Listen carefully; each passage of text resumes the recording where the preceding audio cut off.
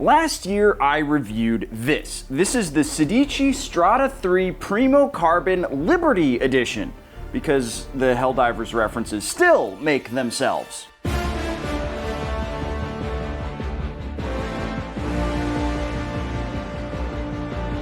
When this came out, the Sedici Strada 3 was a brand new helmet on the market, and this was a limited edition graphic with a forged carbon shell that, let's be honest, looks freaking awesome. But it's been a whole year since this thing dropped, and I'm still curious, does the Strada 3 hold up against helmets like the Shoei X15, the Alpine Star, SuperTech R10, and a lot of the fancier helmets that I compared this thing to? Because it really did feel back then like it's punching above its price point. Well, to answer that question, I reached out to the fine folks at Revzilla, and they sent me a brand new Sedici Strada 3 right here, and this is their forged carbon Iridium limited edition helmet, because apparently I can only review a Sedici if it's a limited edition. So we're gonna dive on in, we're gonna check this thing out, and we're gonna see if the Strada 3 is still worth your money.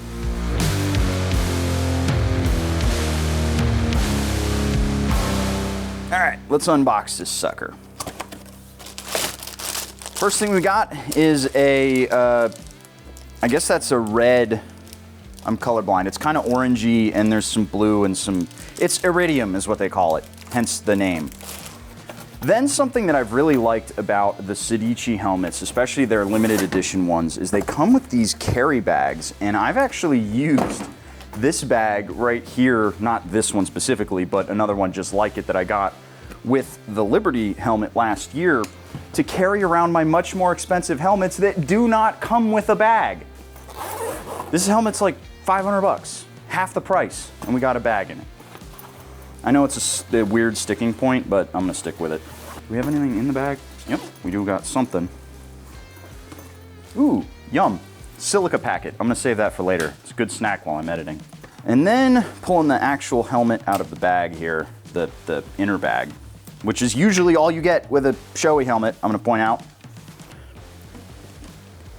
There we have the new limited edition Strada 3. Now I do want to remind you that I did get this helmet for free, but Revzilla does not get to see the video before it goes live, and they have no editorial control over this video. I can say whatever I want. Speaking of stuff to say, let's talk about the specs. The shell is carbon composite, which means that it's got a blend of stuff in there. They claim it's forged carbon, nylon, Kevlar with military spec resin, so that when you're kicking down doors with your operator buddies and your Oakleys on, you can keep your head protected. It weighs in at 3.37 pounds, and the fit is intermediate oval. And the best part for me is there's 4 exterior shell sizes and 5 EPS sizes, meaning that your helmet is going to fit you better. The shell size ranges are extra small to small, medium, large and extra large, and 2X to 3X. Then the EPS is extra small, small, medium, large, and then XL to 3X all in one. This is a super handy feature for women riders specifically, since a small may still be too big, and using a thicker liner to shim out the fit isn't ideal. There's 3 2-position vents up front. They're technically 3 positions if you count closed as a position. 2 on the brow, 1 on the chin, and a big ass passive vent out back. I personally like passive rear vents because anyone who remembers the RF 1200 remembers not knowing which position was open or shut and being wrong either way. It was a lot like an old USB plug. Safety wise, the Iridium comes with the ECE 2206 sticker so you know it's safe, and a DOT sticker for thoughts and prayers. We've got a double D-ring, which is my preferred helmet retention system. I know some people like the Fidlock, but it gives me the heebie-jeebies. You can even get their MIPS Integra liner for $40 to add some extra safety to your lid. And then obviously, just like every other helmet on the market, this thing does have speaker cutouts in it, but what those helmets don't have that this does is an extra piece of cloth that covers the speaker inside your helmet. The reason why this is nice is because it creates an extra layer of padding between the ridge of your ear here and the actual speaker to eliminate an extra pressure point. If you've ridden all day with speakers in your helmet, you know that this part can get really sensitive. This is gonna help stop that. Another thing that's nice is this thing has 45mm speaker cutouts, which allows it right out of the box to fit Cardo's upgraded speakers. A lot of other helmets don't do that, including my Shoei. And that does remind me, Cardo has extended their Labor Day sale. You can now get 22% off just about everything in the store by clicking the link down in the description below and using the code SPITE10. So if you need to get yourself a new Cardo, a new second helmet kit, or a new set of speakers, click that link down in the description below and check out everything that Cardo has to offer.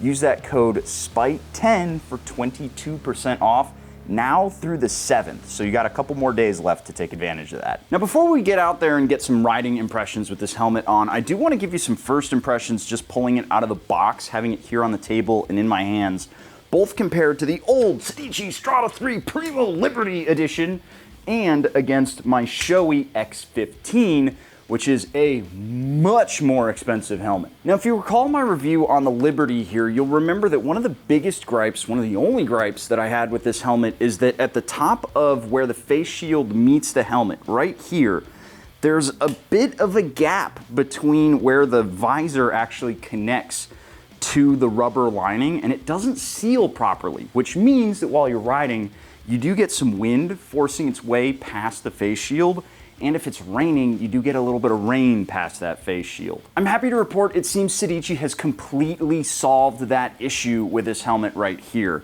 I don't think that the shell has changed any. I would reckon that if they did that, they'd have to recertify it, which would be a giant pain in the butt. But I can tell that the shield's construction has changed.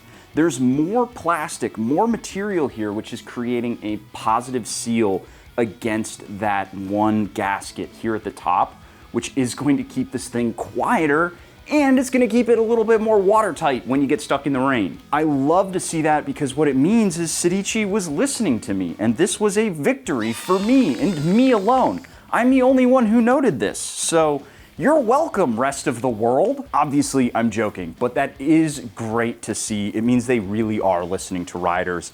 The only thing I am noticing here, I still don't love the way that this strap feels. It is 2206 certified, so I don't reckon this strap is going to be a failure point, but it just doesn't feel as premium as the one that's on my Shoei. Which actually gives me a great segue to comparing these two lids. First and foremost, this thing does have all of my vlogging gear in it, so it is heavier than it otherwise would be. That being said, I do remember what this thing weighs, and it's a heavier helmet than you would think, and this one feels good and light. There are a lot more vents on this Shoei here, but one of the things that annoys me about the X15 is how much this brow scoop whistles if you don't have it in the right spot. I do not love seeing this intake scoop on helmets. All it does is create wind noise, even with the vents closed. We're on motorcycles. We're going fast enough that if you just have holes in the front that you can close, you're gonna get plenty of wind through them. As far as build quality goes, I'm actually really impressed with the build quality on the Strada 3. You can tell where they're using some slightly cheaper materials, like at the binding here versus the bottom of the binding here on the Shoei. It just doesn't feel as nice, but this helmet is literally twice the price. But both the interiors feel really nice against the skin. Where you can tell a major difference in the build quality between these two helmets is in the mechanism as well as the construction of the face shields themselves. First of all, this Shoei here has a very positive lock. It's got a button as well as a full mechanical lock which will hold the lid down. And one of the unique things about the Shoei is the mechanism here is actually spring loaded. So when it's closed, it pulls the face shield against the gasket, just reinforcing that seal, and it helps keep this thing a lot quieter. And again, just a more positive feeling when you close the face shield. The actual mechanism on this helmet is a lot less sophisticated. It doesn't do that spring-loaded pull-back thing that the Shoei does, and it doesn't have multiple detents. You've got all the way open, and you've got all the way closed. There is kind of a cracked setting right here, whereas you just haven't pulled it closed all the way, but it's not actually like a set detent in the mechanism. Speaking of the mechanism, it's not as nice swapping the face shields between the clear and the tinted on this thing, so I probably won't be doing it all that much. It's more of a pain in the butt than it needs to be. Usually it's like, 30 seconds. on the Shoei. On this one, it actually took me close to like 2 minutes to make sure I got it right the first time. It is a bit of a bummer too that it doesn't include the pin lock. Like, it's nice that it has this tinted shield, but I now have to take it off again and do battle with the mechanism. So, you know, Sedici, if you really want to start punching above your price point even harder, just include the pin lock. I can't imagine it would be that much more expensive. Just charge like an extra 50 bucks. And with that, let's get out on the road and see how this thing feels. Alrighty, now that we're out on the road with the Strada 3 here, one thing I do want to talk about first is the level of noise. I am on just about my noisiest motorcycle. It puts the thunder in Tuono. It is a very loud motorcycle, and this helmet is doing a decent job of quieting things down. However, it is not the quietest helmet I've ever worn. I feel like this is the kind of noise people want to hear in a motovlog. People want to hear their exhaust. I think what honestly you're going to notice more so than anything is how loud your full system actually really is. But, you know, here at highway speed, quicker than I should be going on this road, the wind noise is totally manageable. I'll have to actually confirm what the audio sounds like because I have no clue. You know, I haven't actually listened to it yet. I'll have editing me jump in and say what's what. Editing me here, I'm actually sitting down in the office still wearing my jacket because I was super curious what it was going to sound like. And I think it sounds great. So don't be surprised if you start seeing this helmet show up in more vlogs because it's super comfortable and it sounds great. So speaking of comfort though, next up, let's talk comfort, because I think that is underrated when it comes to a helmet. I certainly don't consider comfort very often because I come to helmets for very different things. I want it to be safe and I need it to be quiet for vlogging, and that's about it. I don't really care if it's super comfortable. Nice thing is, the Strada 3 is actually a super comfortable helmet. I think you'd be surprised, honestly, how nice the liner feels. Sometimes when you get in a cheaper helmet, the material, like, it can be a little bit more porous.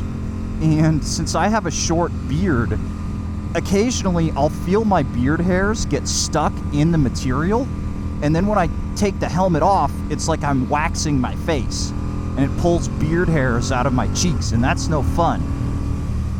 It also, you know, the short beard can kind of make my cheeks feel like a Brillo pad against the material. I haven't noticed any of that. It is worth pointing out, though, that if you do buy yourself one of these helmets, you do have to break it in. It's not going to be the most comfortable thing for the first few rides you go on. I think a lot of people out there are actually wearing the wrong size helmet, because I used to. You actually are probably a size smaller than you think you are. What I do want to talk about is the vertical field of view out of this helmet. I've got about 180 degrees. I can see my fingers over here, and then they've disappeared. And that's about 180 degrees field of view.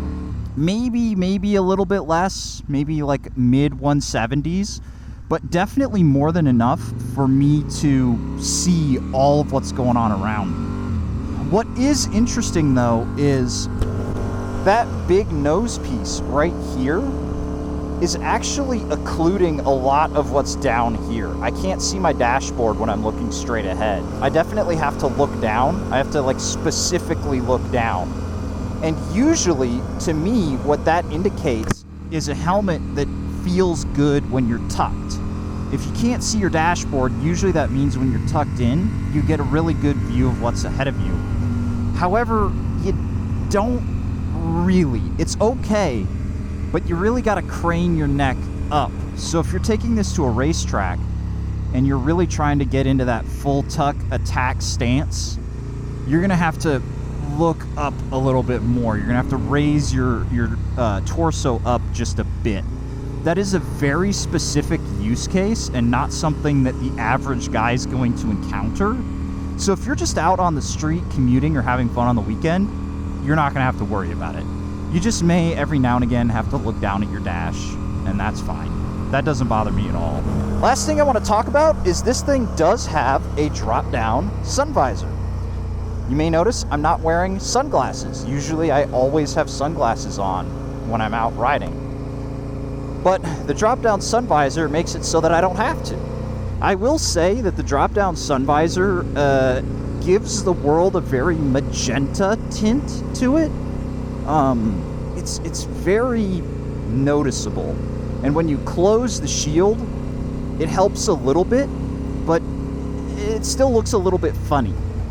That's actually a big reason why I avoid helmets typically with this sort of thing in it. But every now and again, I forget my sunglasses, and I know some people prefer this to sunglasses. It definitely is making it so that I can see without squinting, but it's not very dark.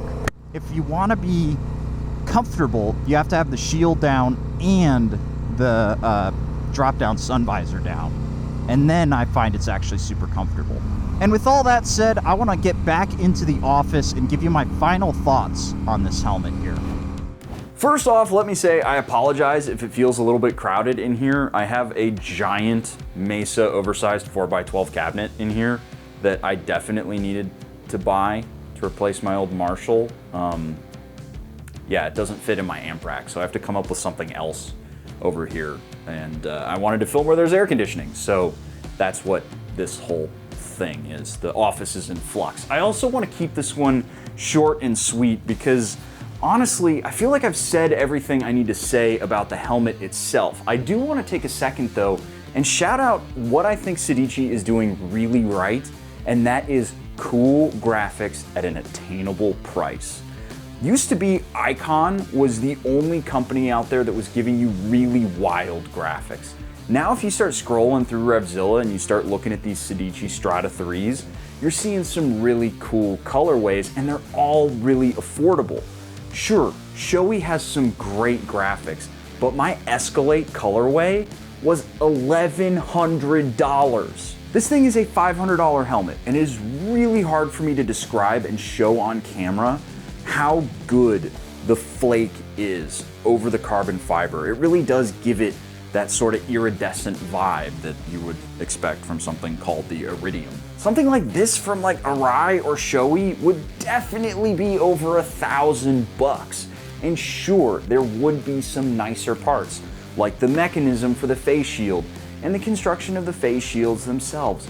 But this is a helmet you can just go grab.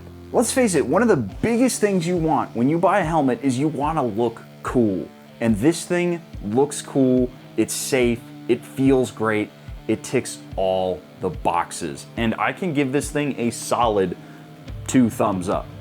It's hard because I'm holding it. But anyway, yes, very, very solid helmet. And I really appreciate the folks at Revzilla sending it out to me because I've got number 255. I just like numbered things, hence my Tuono. There's a very specific reason why I chose that bike. And with that said, there is a link to check this thing out down below. There are very limited quantities. There's 500 of these things, so click the link down there. It may already be sold out by the time you're seeing this. But there are a whole bunch of other killer colorways. And I'm looking forward to see what else they have that I can add to my collection now, because I've got this one and then the Liberty, and who knows what they come up with next. I really appreciate somebody other than Ruroc and Icon doing the cool colors thing. So, catch you guys in the next one. See you later.